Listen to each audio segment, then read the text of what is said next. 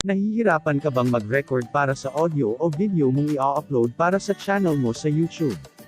Inis na inis ka na ba dahil sa ingay na kasamang nire-record sa audio o video mo yung tilaok ng manok, kahol ng aso, sigaw ng mga batang naglalaro at iba pang mga ingay ng kapitbahay? Don't worry, meron ng solusyon sa iyong problema. Ibabahagi ko sa iyo ang madali, mura at simpleng paggawa ng portable audio recording studio. Step by step ang gagawin natin para masundan mo ito.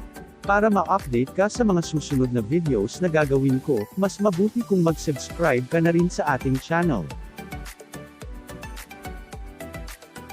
Kung ready ka na, naririto yung mga materials na gagamitin natin.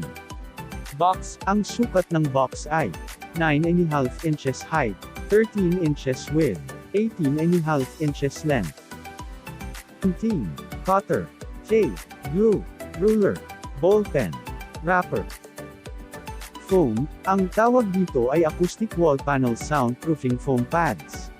Ito ay maaari mong bilhin sa Shopee o Lazada. Ang size nito ay 25 by 25 by 2.5 cm, 12 pieces ito, at maaari kang pumili ng color na available doon.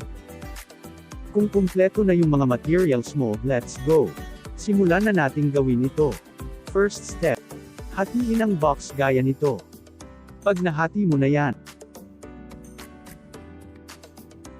Second step, idikit yung foam sa box gaya nito. Lagyan mo ng space katulad ng nakikita mo sa picture. Ang purpose nito ay para hindi pa maatong yung foam sa kapwa foam pag ibabalik uli sa original na korte yung box. Third step, idikit uli yung box at ibalik sa original na hugis.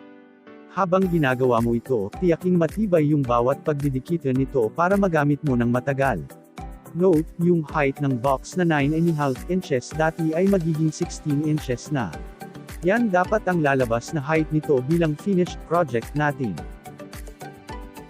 Last step, balutan ng wrapper ang labas ng box para presentable tignan. Congratulations sa'yo! Ayan! Meron ka ng portable audio recording studio. Yan ang solusyon para makapag-record ka ng maayos, at para mabawasan ang sobrang ingay sa paligid habang nag-o-audio recording tayo. Kung may kakilala kang mga YouTubers na katulad natin, paki-share natin sa kanila ang video ito para matulungan din silang makapag-record na less ang ingay. Abangan sa susunod na video. Papaano paramihin ang ating subscribers, views, at likes gamit ang isang simple at madaling paraan. Yan ang isi-share ko sa iyo para maabot mo yung 1K subscribers, o para lalong dumami ang iyong subscribers. Abangan mo ito, friend. Kita-kits uli tayo kaibigan, sa susunod na video. God bless you.